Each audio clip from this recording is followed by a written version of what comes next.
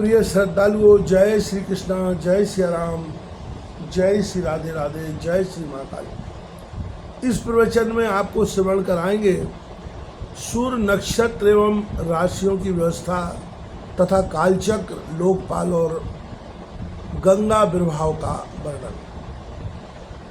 श्री पराशर जी बोले, हे सुमित, मैंने तुमसे यह ब्रह्मांड की स्थिति कही, अब सूर्य आदि ग्रहों की स्थिति और उनके परिमाण सुनो। हे मुनि श्रेष्ठ, सूर्यदेव के रथ का विस्तार 9000 योजन है तथा इससे दूना उसका ईशा दंड जुआ और रथ के बीच का भाग है। उसका धुरा 1.5 करोड़ 7 लाख योजन लंबा है, जिसमें उसका पहिया लगा हुआ है। उस पूर्वान, मध्यान्ह और पराहन रूप 3 नाभि, परिवत्सर आदि 5 अरे और षड ऋतु रूप 6 नेमी वाले अक्षय स्वरूप संवत्सरात्मक चक्र में संपूर्ण काल चक्र स्थित है। 7 छंद ही उसके घोड़े हैं। इनके नाम सुनो: गायत्री, बृहति, उष्णिक, जगती, त्रिष्टुप, अनुष्टुप और पंक्ति। ये छंद ही सूर्य के 7 घोड़े कहे गए हैं। हे महामते, भगवान सूर्य के रथ का दूसरा धुरा 45.5 सहस्त्र योजन लंबा है। दोनों धुरों के परिमाण के तुल्य उसके युगार्धों जुओं का परिमाण है। इनमें से छोटा धुरा उस रथ के एक युगार्ध जुए के सहित ध्रुव के आधार पर स्थित है और दूसरे धुरे का चक्र मानसोत्तर पर्वत पर स्थित है। इस मानसोत्तर पर्वत के पूर्व में इंद्र को, दक्षिण में यम की, पश्चिम में वरुण की और उत्तर में चंद्रमा की पुरी है। उन पुरियों के नाम सुनो: इंद्र की पुरी बस्वैक सारा है, यम की संयमीन है, वरुण की सुखा है तथा चंद्रमा की विभावरी है। हे मैत्रेय, ज्योतिष चक्र के सहित भगवान भानु दक्षिण दिशा में प्रवेश कर छोड़े हुए बाण के समान तीव्र गति से चलते हैं। भगवान सूर्यदेव दिन और रात्रि की व्यवस्था के कारण है और रागादि क्लेश के क्षीण हो जाने पर वे ही क्रम मुक्ति भागी योगी जनों के देवयान नामक श्रेष्ठ मार्ग है। हे मैत्रेय, सभी द्वीपों में सर्वदा मध्याह्न तथा मध्य रात्रि के समय सूर्यदेव मध्य आकाश में सामने की ओर रहते हैं। इसी प्रकार उदय और अस्त भी सदा एक दूसरे के सम्मुखी होते हैं। हे ब्रह्मन, समस्त दिशा और विदिशाओं में जहाँ के लोग रात्रि का अंत होने पर सूर्य को जिस स्थान पर देखते हैं, उनके लिए वहाँ उसका उदय होता है, और जहाँ दिन के अंत में सूर्य का तिरोभाव होता है, वही उसका अस्त कहा जाता है। सर्वदा एक रूप से स्थित सूर्यदेव तक वास्तव में न उदय होता है और न अस्त, बस उनका देखना और न देखना ही उनके उदय और अस्त है। मध्याह्न काल में इंद्रादिकों में से किसी की पुरी पर प्रकाशित होते हुए सूर्यदेव पार्श्ववर्ती 2 पुरियों के सहित 3 पुरियों और 2 कोणों विदिशाओं को प्रकाशित करते हैं। इसी प्रकार अग्नि आदि कोणों में से किसी एक कोष में प्रकाशित होते हुए वे पार्श्ववर्ती 2 कोणों के सहित 3 कोण और 2 पुरियों को प्रकाशित करते हैं। सूर्यदेव उदय होने के अनंतर मध्याह्न पर्यंत अपनी बढ़ती हुई किरणों से तपते हैं और फिर क्षीण होती हुई किरणों से अस्त हो जाते हैं।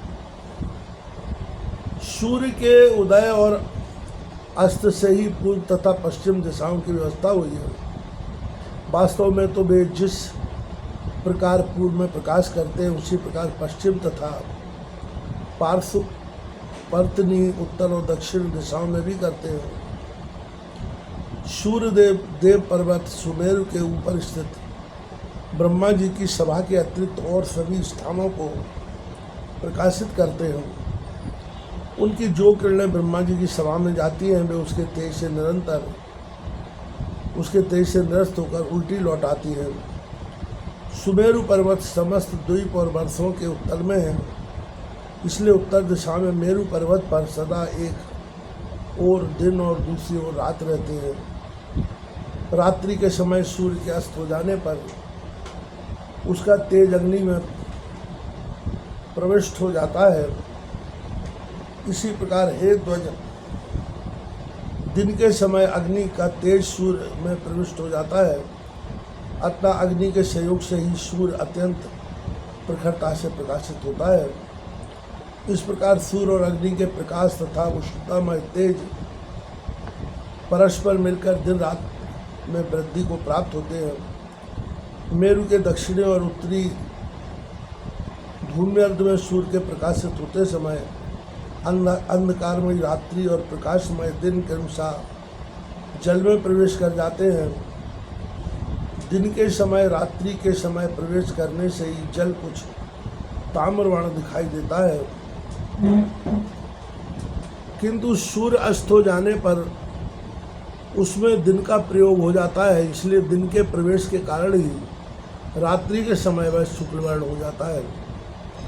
इस प्रकार जब सूर्य पुष्कर द्वीप के मध्य में पहुंचकर पृथ्वी का 30वां भाग पार कर लेता है तो उसकी वह गति एक मूर्त की होती है, अर्थात जितने भाग के अतिक्रमण करने में उसे जितना समय लगता है वही मुहूर्त कहलाता है। हे ध्वज, कुलाल चक्र कुम्हार के चाक के सिरे पर घूमते हुए जीव के समान भ्रमण करता हुआ यह सूर्य पृथ्वी के 30 भागों का अतिक्रमण करने पर एक दिन रात्रि करता है। हे ध्वज, उत्तरायण के आरंभ में सूर्य सबसे पहले मकर राशि में जाता है, उसके पश्चात वह कुंभ और मीन राशियों में एक राशि से दूसरी राशि में जाता है। इन तीनों राशियों को भोग चुकने पर सूर्य रात्रि और दिन को समान करता हुआ वैश्ववती गति का अवलंबन करता है, अर्थात वह भूमध्य रेखा के बीच में ही चलता है। उसके अनंतर नित्य प्रति रात्रि क्षीण होने लगती है और दिन बढ़ने लगता है। फिर मेष तथा वृष राशि का अतिक्रमण कर और मिथुन राशि से निकलकर उत्तरायण की अंतिम सीमा पर उपस्थित हो वह कर्क राशि में पहुंचकर दक्षिणायन का आरंभ करता है। जिस प्रकार कुलाल चक्र के सिरे पर स्थित जीव अति शीघ्रता से घूमता है, उसी प्रकार सूर्य भी दक्षिणायन को पार करने में अति शीघ्रता से चलता है, अतः वह अति शीघ्रता पूर्वक वायु वेग से चलते हुए अपने उत्कृष्ट मार्ग को थोड़े समय में ही पार कर लेता है। हे ध्वज, दक्षिणायन में दिन के समय शीघ्रता पूर्वक चलने से उस समय के 13.5 नक्षत्रों को सूर्य 12 मुहूर्तों में पार कर लेता है, किंतु रात्रि के समय मंदगामी होने से उतने ही नक्षत्रों को 18 मुहूर्तों में पार करता है। कुलाल चक्र के मध्य में स्थित जीव जिस प्रकार धीरे धीरे चलता है, उसी प्रकार उत्तरायण के समय सूर्य मंदगति से चलता है, इसलिए उस समय वह थोड़ी सी भूमि भी अति दीर्घ काल में पार करता है। अतः उत्तरायण का अंतिम दिन 18 मुहूर्त का होता है। उस दिन भी सूर्य अति मंद गति से चलता है और ज्योतिष चक्रार्ध के 13.5 नक्षत्रों को एक दिन में पार करता है, किंतु रात्रि के समय वह उतने ही 13.5 नक्षत्रों को 12 मुहूर्तों में ही पार कर लेता है। अतः जिस प्रकार नाभि देश में चक्र के मंद मंद घूमने से वहाँ का मृतपिंड भी मंद गति से घूमता है, इसी प्रकार ज्योतिष चक्र के मध्य में स्थित ध्रुव आदि मंद गति से घूमता है। हे मैत्रेय, जिस प्रकार कुलाल चक्र की नाभि अपने स्थान पर घूमती रहती है, उसी प्रकार ध्रुव भी अपने स्थान पर घूमता रहता है।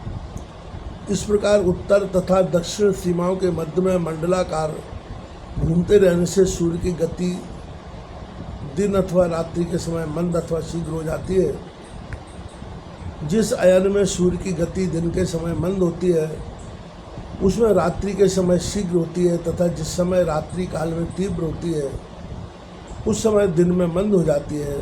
ये ध्वज, सूर्य को सदा एक बराबर मार्ग ही पार करना पड़ता है। एक दिन रात्रि में यह समस्त राशियों का भोग कर लेता है।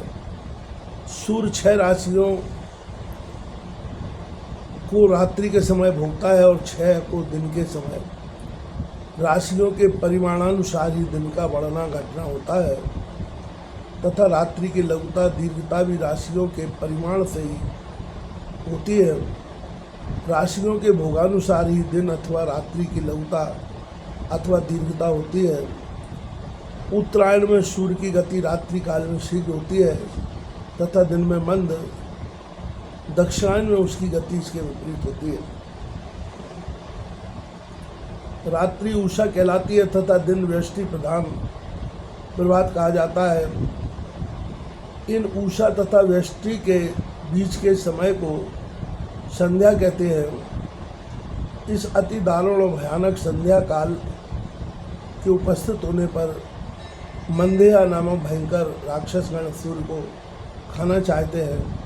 हे मैत्रेय, उन राक्षसों को प्रजापति का यह शाप है कि उनका शरीर अक्षय होकर भी मरण नित्य प्रति हो। अतः संध्या काल में उनका सूर्य से अति भीषण युद्ध होता है। ये महामुनि, उस समय दुर्योत्तम गण जो ब्रह्म स्वरूप ओंकार तथा गायत्री से अभिमंत्रित जल छोड़ते हैं, उस वज्र स्वरूप जल से वे दुष्ट राक्षस दग्ध हो जाते हैं। अग्निहोत्र में जो सूर्य ज्योति इत्यादि मंत्र से प्रथम आहुति दी जाती है, उससे सहस्त्रांशु दिननाथ दैदीप्यमान हो जाते हैं। ओमकार, विश्व, तेजस और प्राग्रूप 3 धामों से युक्त भगवान विष्णु हैं तथा संपूर्ण वाणियों वेदों का अधिपति है। उसके उच्चारण मात्र से ही वे राक्षसगण नष्ट हो जाते हैं। सूर्य विष्णु भगवान का अति श्रेष्ठ अंश और विकार रहित अंतर ज्योति स्वरूप है। ओमकार उसका काल वाचक है और वह उसे उन राक्षसों के वध में प्रेरित करने वाला है। उस ओमकार के प्रेरणा से अति प्रदीप्त होकर वह ज्योतिष मंदेया नामक संपूर्ण पापी राक्षसों को दग्ध कर देती है। इसलिए संध्योपासन कर्म का उल्लंघन कभी न करना चाहिए। जो पुरुष संध्योपासन नहीं करता वह भगवान सूर्य का घात करता है। तदनंतर उन राक्षसों का वध करने के पश्चात भगवान सूर्य संसार के पालन में प्रवृत्त हो बाल खिल्यादि विप्रों से सुरक्षित होकर गमन करते हैं। 15 निमेष की एक काष्ठा होती है और 30 काष्ठा की एक कला गिनी जाती है। 30 कलाओं का एक मुहूर्त होता है और 30 मुहूर्तों के संपूर्ण रात्रि दिन होते हैं। दिनों का ह्रास अथवा वृद्धि क्रमशः प्रातः काल, मध्याह्न काल और दिवसांशों के ह्रास वृद्धि के कारण होते हैं, किंतु दिनों के घटते बढ़ते रहने पर भी संध्या सर्वदा समान भाव से एक मुहूर्त की ही होती है। उदय से लेकर सूर्य को 3 मुहूर्त की गति के काल को प्रातः काल कहते हैं। यह संपूर्ण दिन का 5वां भाग होता है। इस प्रातः काल के अनंतर 3 मुहूर्त का समय संगम कहलाता है तथा संगम काल के पश्चात 3 मुहूर्त का मध्याह्न होता है। मध्याह्न काल से पीछे का समय अपराह्न कहलाता है। इस भाग को भी बुद्धजन 3 मुहूर्त का ही बताते हैं। अपराह्न के बीतने पर सायाह्न आता है। इस प्रकार संपूर्ण दिन में 15 मुहूर्त और प्रत्येक दिवसांश में 3 मुहूर्त होते हैं। वैसुवत दिवस 15 मुहूर्त का होता है, किंतु उत्तरायण और दक्षिणायन में क्रमशः उसके वृद्धि और ह्रास होने लगते हैं। इस प्रकार उत्तरायण में दिन रात्रि का ग्रास करने लगता है और दक्षिणायन में रात्रि दिन का ग्रास करती रहती है।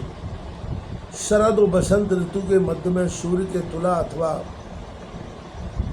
मेघ राशि में जाने पर विषुव होता है। उस समय दिन और रात्रि समान होते हैं।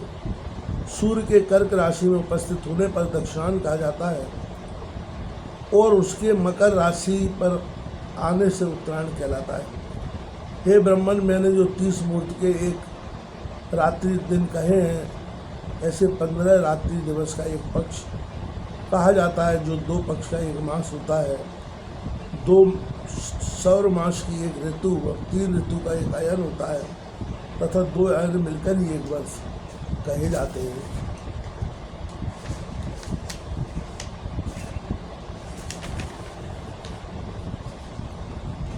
सौर, सावन, चंद्र, चांद तथा नक्षत्र, इन 4 प्रकार के मासों के अनुसार विविध रूप से कल्पित संवत्सरादि 5 प्रकार के वर्ष युग कहलाते हैं। यह युग ही मल मास आदि सब प्रकार के कालचक्र, काल निर्णय का कारण कहा जाता है। उनमें पहला संवत्सर, दूसरा परिवत्सर, तीसरा युद्धसर, चौथा अनुवत्सर और 5वां वत्सर है। यह काल युग नाम से विख्यात है। श्वेत वर्ष के उत्तर में जो श्रृंगवान नाम से विख्यात पर्वत है, उसके 3 श्रृंग हैं, जिनके कारण यह श्रृंगवान कहा जाता है। उनमें से एक श्रृंग उत्तर में, एक दक्षिण में तथा एक मध्य में है। मध्य श्रृंग ही वैश्वत है। शरद और बसंत ऋतु के मध्य में सूर्य इस वैश्वत श्रृंग पर आते हैं। अतः हे मैत्रेय, मेष अथवा तुला राशि के आरंभ में तिमिरापहारी सूर्यदेव विश्वत पर स्थित होकर दिन और रात्रि को समान परिमाण कर देते हैं। उस समय वे दोनों 15-15 मूर्त के होते हैं। हे मुने, जिस समय सूर्य कृतिका नक्षत्र के प्रथम भाग अर्थात मेष राशि के अंत में तथा चंद्रमा निश्चय ही विशाखा के चतुर्थांश अर्थात वृश्चिक के आरंभ में हो, अथवा जिस समय सूर्य विशाखा के तृतीय भाग अर्थात तुला के अंतिम मास का भोग करते हों और चंद्रमा कृतिका के प्रथम भाग अर्थात मेषांत में स्थित जान पड़े, तभी यह वृश्चिक नामक अति पवित्र काल कहा जाता है। इस समय देवता, ब्राह्मण और पितृगण के उद्देश्य से संयमित होकर दान आदि देने चाहिए। यह समय दान ग्रहण के लिए मानो देवताओं के खुले हुए मुख के समान है। अतः विषुव काल में दान करने वाला मनुष्य कृतकृत हो जाता है। यागादि के काल निर्णय के लिए दिन, रात्रि, पक्ष, कला, काष्ठ और क्षण आदि विषय भली प्रकार जानना चाहिए। राका और अनुमति 2 प्रकार की पूर्णमासी तथा शनि वाली और कुहू 2 प्रकार की अमावस्या होती है। माघ, फाल्गुन, चैत्र, वैशाख तथा ज्येष्ठ, आषाढ़ ये 6 मास उत्तरायण होते हैं और श्रावण, भाद्र, आश्विन, कार्तिक तथा अगहन, पौष ये 6 दक्षिणायन कहलाते हैं। मैंने पहले तुमसे जिस लोकालोक पर्वत का वर्णन किया है, उसी पर 4 व्रतशील लोकपाल निवास करते हैं। हे ध्वज, सुधामा, करदब के पुत्र शंखपाद और हिरण्यरोमा तथा केतुमान ये 4 निर्द्वंद, निरभिमान, निरालस और निष्परिग्रह लोकपालगण लोकालोक पर्वत की 4 दिशाओं में स्थित है, जो अगस्त के उत्तर तथा अजवीत के दक्षिण में वैश्वानर मार्ग से भिन्न मृगवीथ नामक मार्ग है, वही पितृयान पथ है। उस पितृयान पथ में महात्मा मुनिजन रहते हैं। जो लोग अग्निहोत्री होकर प्राणियों की उत्पत्ति के आरंभक ब्रह्म वेद की स्तुति करते हुए यज्ञानुष्ठान के लिए उद्यत हो कर्म का आरंभ करते हैं, वह पितृयान उनका दक्षिण मार्ग है। ये युग युगांतर में विच्छिन्न हुए वैदिक धर्म की संतान तपस्या, वर्णाश्रम, मर्यादा और विविध शास्त्रों के द्वारा पुनः स्थापना करते हैं। पूर्वतन धर्म प्रवर्तक ही अपनी उत्तरकालीन संतान के यहाँ उत्पन्न होते हैं और फिर उत्तरकालीन धर्म प्रचारक गण अपने यहाँ संतान रूप से उत्पन्न हुए अपने पितृगण के कुलों में जन्म लेते हैं। इस प्रकार वे व्रतशील महर्षिगण चंद्रमा और तारागण की स्थिति पर्यंत सूर्य के दक्षिण मार्ग में पुनः पुनः आते जाते रहते हैं। नागवीथि के उत्तर और सप्तऋषियों के दक्षिण में जो सूर्य का उत्तरीय मार्ग है उसे देवयान मार्ग कहते हैं। उसमें जो प्रसिद्ध निर्मल स्वभाव और जितेंद्रिय ब्रह्मचारीगण निवास करते हैं, वे संतान की इच्छा नहीं करते, अतः उन्होंने मृत्यु को जीत लिया है। सूर्य के उत्तर मार्ग में 80,000 ऊर्ध्व रेता मुनिगण प्रलय काल पर्यंत निवास करते हैं। उन्होंने लोभ के, असंयोग, मैथुन के त्याग और इच्छा द्वेष की अप्रवृत्ति, कर्मानुष्ठान के त्याग, काम वासना के असंयोग और शब्दादि विषयों के देव दर्शन, दोष दर्शन इत्यादि कारणों से शुद्ध चित्त होकर अमरता प्राप्त कर ली है। भूतों के प्रलय पर्यंत स्थिर रहने को ही अमरता कहते हैं। त्रिलोकी की स्थिति के इस काल को ही अपुनर्मार, पुनर्मृत्यु रहित कहा जाता है। हे ध्वज, ब्रह्म हत्या और अश्वमेध यज्ञ से जो पाप और पुण्य होते हैं उसका फल प्रलय पर्यंत कहा गया है। हे मैत्रेय, जितने प्रदेश में ध्रुव स्थित है, पृथ्वी से लेकर उस प्रदेश पर्यंत संपूर्ण देश प्रलय काल में नष्ट हो जाता है। सप्त ऋषियों से उत्तर दिशा में ऊपर की ओर जहाँ ध्रुव स्थित है वहाँ अति तेजोमय स्थान ही आकाश में विष्णु भगवान का तीसरा दिव्य धाम है।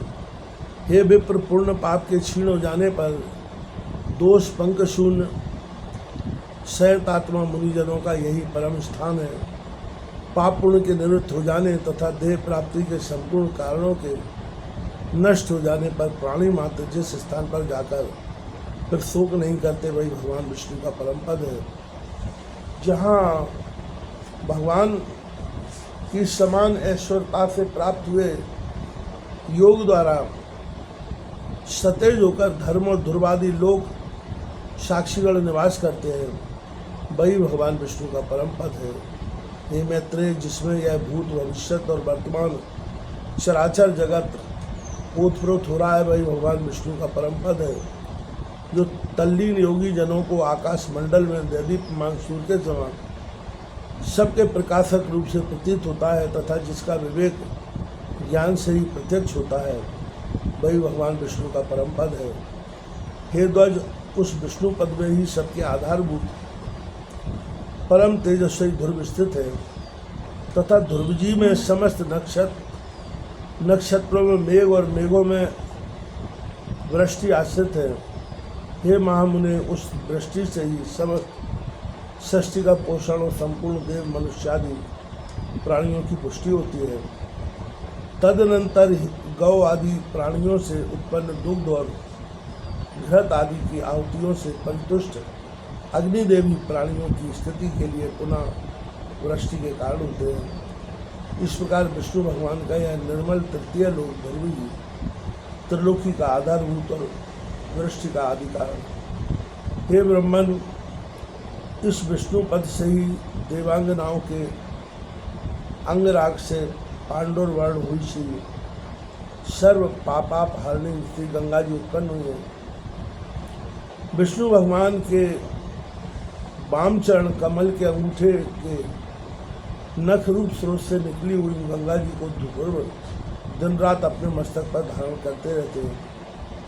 तदनंतर जिनके जल में खड़े होकर प्राणायाम परायण सप्तऋषि उनकी तरंग भंगी से जटाकलाप के कंपायमान होते हुए अगमर्षण मंत्र का जप करते हैं तथा जिनके विस्तृत जल समूह से आप्लावित होकर चंद्रमंडल क्षय के अनंतर पुनः पहले से ही अधिक कांति धारण करता है, वे श्री गंगा जी चंद्रमंडल से निकलकर मेरू पर्वत के ऊपर गिरती हैं और संसार को पवित्र करने के लिए चारों दिशाओं में जाती हैं। चारों दिशाओं में जाने से वे एक ही सीता, अलकनंदा, चक्षु और भद्र इन चार भेदों वाली हो जाती है।